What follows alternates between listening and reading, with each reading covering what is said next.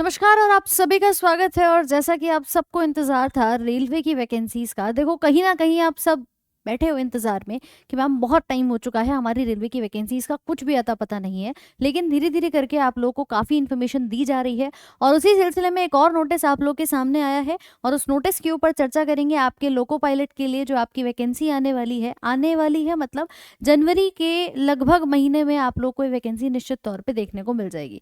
तो जो भी हमारे साथ भाई बंधु हैं, देखो भई हताश नहीं होना है। आप सब जानते हैं कि वैकेंसी आएगी और आपकी तैयारी उस हिसाब से ज़रूर होनी चाहिए।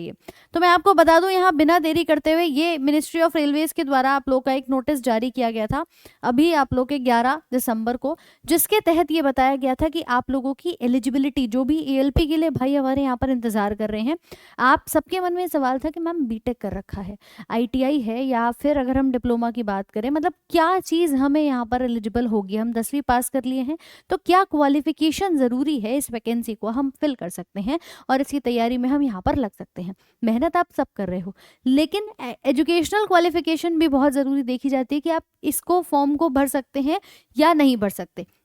हिम्मत बिल्कुल मत हारना। एएलपी की जब बात आती है वहाँ पर आप लोगों का ये जो नोटिस आया है इसके तहत आप देख सकते हैं कुछ चीज़ें इन्होंने बिल्कुल साफ दी हैं। ये कॉपी अभी पहुंच चुकी है और आप लोगों के सामने कंप्लीटली ये इस प्रकार से इन्होंने एडवांस करेक्शन स्लिप ये पूरी एक दी है और जिसके तहत कहा गया है कि जो क्वालिफिकेशंस चाहिए फॉर डायरेक्ट रिक्रूटमेंट वो यहाँ पर क्या होनी चाहिए। हालांकि कुछ बदलाव नहीं है, लेकिन ये नोटिस जारी किया गया है तो ये मान लीजिए कि अब वैकेंसी आने में देरी नहीं होगी।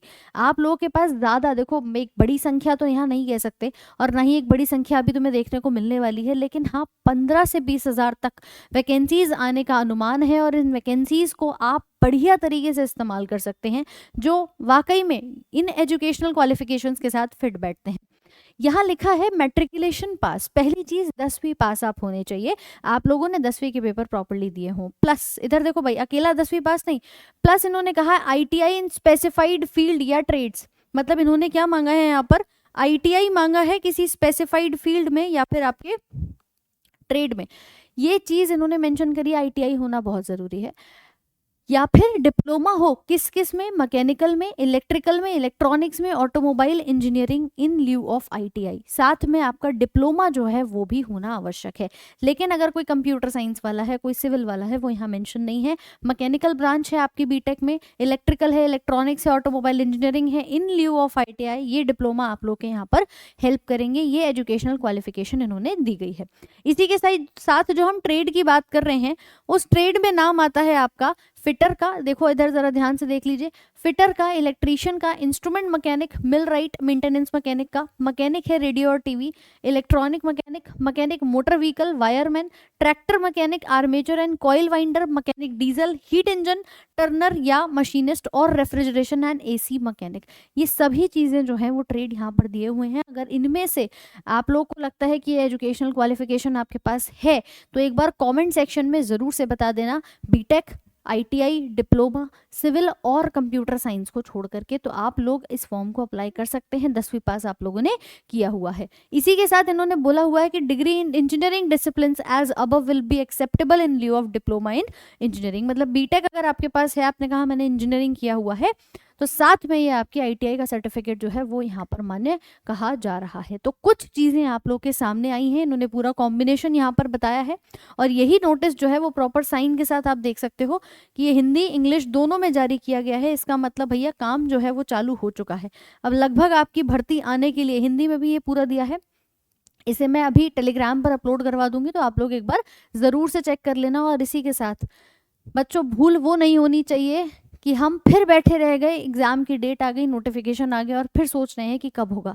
इससे पहले भी आपने 18 में देखा, उससे पहले आपने 15 में देखा, लेकिन अब बहुत समय के बाद अगर हमें ये भर्ती यहाँ पर दिख रही है, अगर हमें पता चले कि मैम अभी हमारे जनवरी में नोटिफिकेशन जारी हो गया है, पेपर होगा, तब तैयारी में लगने से अच्छा है अभी से अपनी प्रिपरेशन को स्टार्ट कर दीजिए। और जितना ज़्यादा आप अपनी मेहनत को अभी से स्ट्रॉन्ग कर सकते हैं, क्योंकि कुछ भाई बंधु ऐसे भी हैं जो जीडी की तरफ चले गए हैं, कुछ बिहार एसएससी की तरफ चले गए हैं। मैम वैकेंसीज आ रही हैं, हम जिस प्रकार से एसएससी प्रॉपरली टाइम से आपको नोटिफिकेशन के साथ साथ रिजल्ट तक पहुँचा रहा है, उम्मीद है कि ऐसा ही काम अगर रेलवेज कर दे तो आप स्टूडेंट्स जो भी यहाँ पर तैयारी कर रहे हैं, कम से कम उन भाई बंधुओं की ये जो मेहनत है वो भी सफल हो जाएगी, वो उम्र नहीं निकलेगी।